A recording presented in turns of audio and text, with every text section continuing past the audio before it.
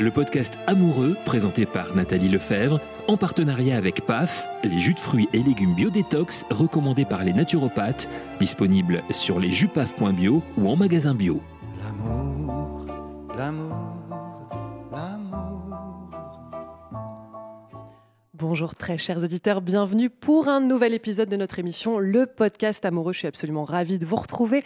Aujourd'hui, nous allons parler de rencontre avec soi. Et évidemment, je crois que dans la rencontre avec soi, dans la prise de conscience de qui l'on est, peut-être des schémas qui nous habitent, qui nous construisent, eh bien, on peut venir un petit peu se délester de ce qu'il y a en trop pour devenir soi, parce que je crois qu'on ne change pas finalement, on devient soi-même. J'ai le grand plaisir d'avoir dans ce studio un auteur, conférencier, formateur. Il vient de sortir son ouvrage « Je choisis de guérir » aux éditions Chênes. Bonjour Fabien Malgrand. Bonjour. Alors, merci cher Fabien, je suis ravie de t'accueillir. On va évidemment parler de guérison, on va parler de ton parcours. C'est vrai que j'aime bien, alors je sais que les auditeurs te connaissent un petit peu pour ceux qui suivent la radio depuis quelques années, mais pour ceux qui sont là depuis plus récemment, est-ce que tu pourrais te présenter en quelques mots ? Eh bien, voilà, je m'appelle Fabien Malgrand. Je m'intéresse à la santé, à la guérison, parce qu'avant tout, j'ai voulu me soigner moi. En tant qu'adolescent, puis jeune homme, un peu terrassé par certains problèmes de santé, enfin torturé plutôt, émotionnellement aussi par certains problèmes de santé, dont on me disait qu'il n'y avait pas forcément d'issue. Je me suis intéressé à la connaissance de soi à travers différentes rencontres. C'est toujours comme ça que ça arrive, différents livres, etc. Et puis petit à petit, je me suis rendu compte que je pouvais avoir un impact significatif sur ma propre santé. Et donc, je me suis formé ensuite en de nombreuses médecines alternatives, dit-on, du type hypnose, médecine chinoise, sophrologie, PNL, plein de choses, yoga, etc. Et à chaque fois, j'ai découvert des choses qui m'ont permis de me sentir bien mieux, que ce soit d'un point de vue physique ou plus psychique, de manière large. Et finalement, ma quête, c'était de trouver des ponts entre toutes ces pratiques, parce que je voyais qu'il y avait un truc qui était génial, mais ça marchait pas pour tout en moi. Ça m'avait juste changé certaines choses, transformé sur certains points, mais pas sur tout. Et du coup, finalement, j'ai travaillé, cherché et ressenti pour que ça puisse faire un tout cohérent et qu'on parle de la santé au sens global et que ce soit pas des spécialités. On est tous, moi j'ai été brinque-ballé par mes parents entre les différents spécialistes qui se parlaient pas du tout. Le vertébrologue parlait pas à l'allergologue par exemple, ou au gastro-entérologue. Ils avaient un avis différent sur mon état de santé et ils faisaient pas le pont entre ma santé qui est une en fait. Et finalement, et sans parler des médecines alternatives ensuite qui ont aussi d'autres visions. Donc c'est presque à chaque fois morcelé, que ce soit allopathie très morcelé, ou médecine naturelle. On a toujours du mal à pouvoir être pris en compte dans toutes nos sphères. Et il existe tellement de choses qu'on est perdu en fait quand on s'intéresse à la santé et qu'on veut s'y prendre d'une certaine... Enfin, on veut transformer des choses, mais on se dit on va commencer par où ? Je vais aller voir mon ostéopathe, puis là, tiens, on m'a parlé d'un naturopathe, ou quand même avoir l'avis du médecin, puis en fait, ils ont tous des avis différents, et puis on fait quoi ? Et le but de ma mission, ce travail-là, c'est vraiment de faire qu'on soit notre propre auto-médecin, qu'on soit notre vrai médecin généraliste, c'est-à-dire complet, et qu'on ait une vraie vision de notre santé et qu'on puisse vraiment transformer les choses pour une santé globale, totale et complète. Tant est. Il y a beaucoup de thérapeutes qui sont passés sur cette antenne et qui nous ont révélé l'idée, alors évidemment ça peut être qu'une croyance, mais que la maladie en quelque sorte nous guérit. Est-ce que tu es d'accord avec ça ? Est-ce que lorsque l'on tombe malade, ce n'est pas notre corps qui cherche juste à nous punir de quelque chose parce que le karma, parce que je ne sais quoi, mais au contraire le corps dans son intelligence suprême tente de nous expliquer quelque chose et peut-être nous permettre de nous extirper d'une situation, d'une manière de vivre, d'un fonctionnement. En fait, alors j'irais même plus loin que le corps. Quand tu dis le corps, c'est parce que je pense simplement que tout symptôme, qu'il soit physique, émotionnel, mental, voire spirituel, tout symptôme, tout ce qui nous arrive n'est qu'une mise en équilibre ou un rétablissement d'équilibre, une homéostasie, on dit en biologie, mais en fait ça marche pour la nature, c'est même le principe du yin-yang dont on parle depuis tellement d'années, de centaines, milliers d'années. Finalement, c'est une remise en équilibre d'un changement qu'on a apporté.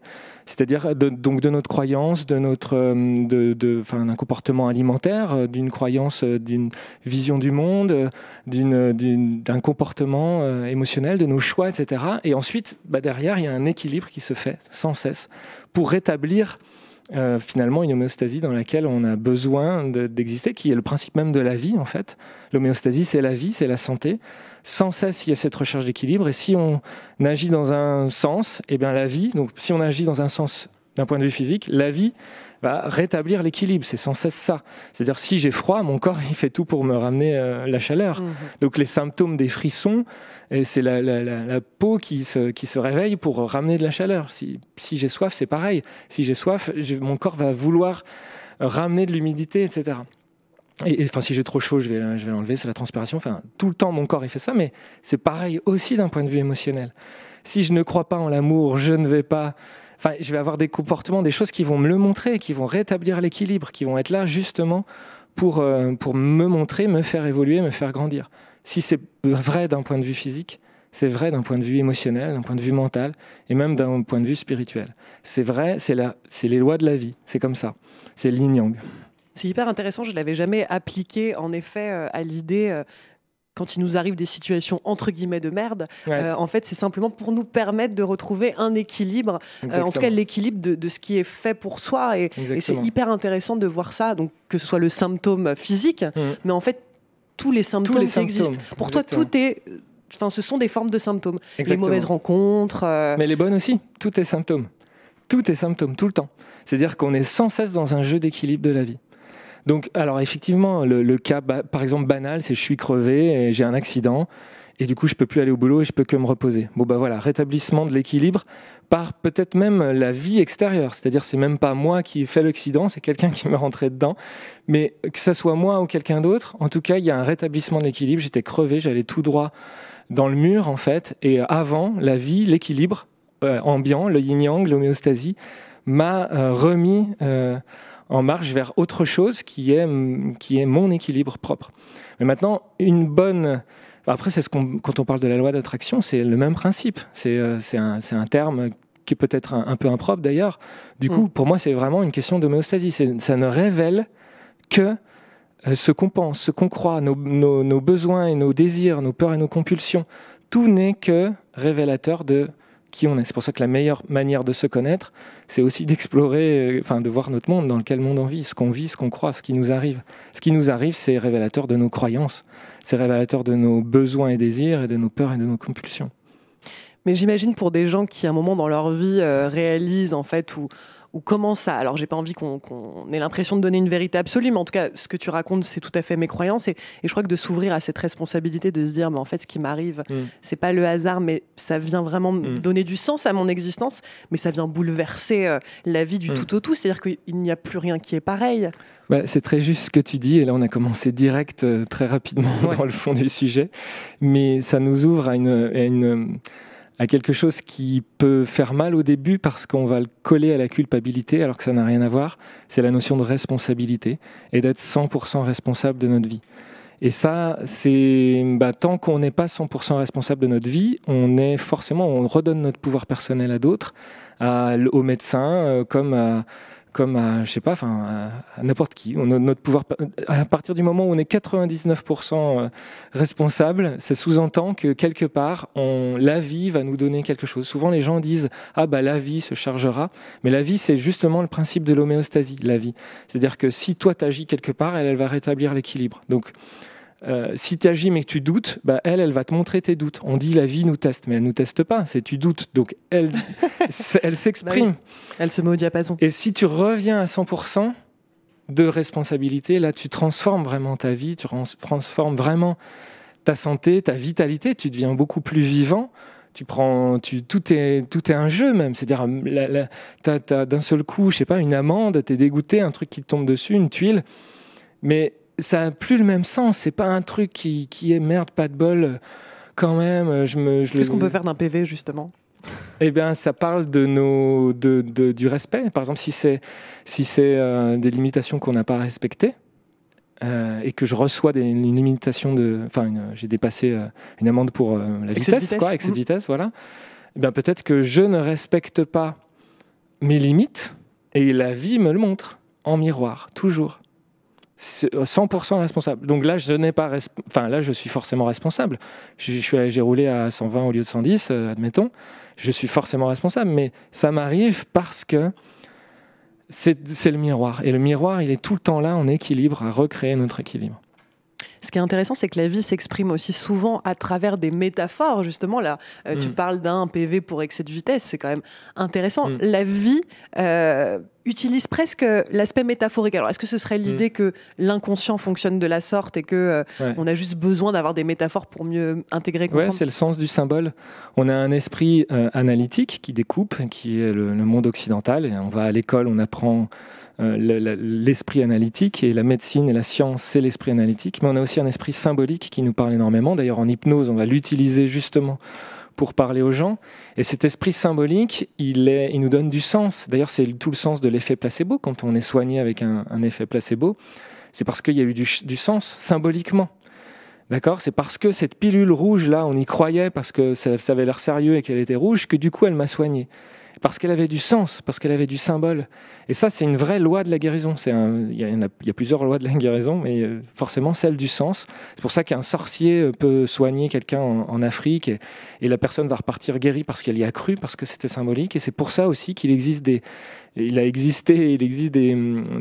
chirurgies placebo, et les personnes sont vraiment, passent vraiment chez l'anesthésiste, sont vraiment endormies, passent vraiment dans l'hôpital, se réveillent, forcément elles croient que c'est bon. Un médecin vient leur dire, en général pas celui qui a fait à tort, qui a fait l'expérience, mais quelqu'un qui n'est pas au courant, il a le dossier, il dit vous êtes guéri, c'est génial.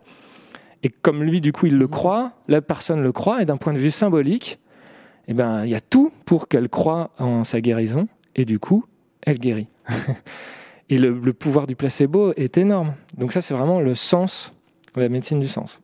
D'ailleurs, c'est intéressant, je ne sais pas pourquoi la médecine allopathique vient finalement autant cracher sur ce qu'est le placebo, alors que ça démontre juste la puissance de l'esprit sur le corps, et notre capacité, justement, quand on croit en quelque chose de manière extrêmement forte, de le voir vraiment se dérouler. Donc ça, c'est vraiment au contraire très intéressant, et puis ça redonne aux gens un vrai pouvoir personnel, parce que si on change notre système de croyance, on peut changer aussi nos attractions. Tu parlais de la loi de l'attraction, c'est exactement ça, c'est que si on se raconte quelque chose de différent sur la vie, va survenir quelque chose de différent. Et ça, c'est quand même une baguette magique pour les gens. C'est une baguette magique, et tant qu'on n'est pas 100% responsable, elle ne marche pas. C'est-à-dire que quand il y a des gens qui disent ça ne marche pas la loi d'attraction, ok, c'est parce que tu l'as encore pas compris, intégré, c'est parce que tu n'es encore pas 100% responsable. Dès que tu es 100% responsable, quoi qu'il arrive, tout n'est que le reflet de ton esprit. Oui, puis la loi d'attraction, c'est intéressant parce que les gens consciemment peuvent se dire je voudrais trouver 1 million d'euros là demain, mais finalement déjà c'est le conscient, donc c'est sans parler de toute cette part inconsciente en nous. Et déjà la majorité des gens, même s'ils veulent 1 million consciemment, inconsciemment, il y a sûrement beaucoup de barrières avec l'argent, des difficultés. Donc il y a des choses qui obstruent, et donc les gens le voient juste à travers cette petite fenêtre qu'est la conscience. Mais déjà quand ils disent je veux ou je voudrais, ça sous-entend qu'ils ne l'ont pas. Donc dans leur esprit, ils ne l'ont pas. Vu qu'ils ne l'ont pas, ils ne le créent pas, ils ne l'attirent pas.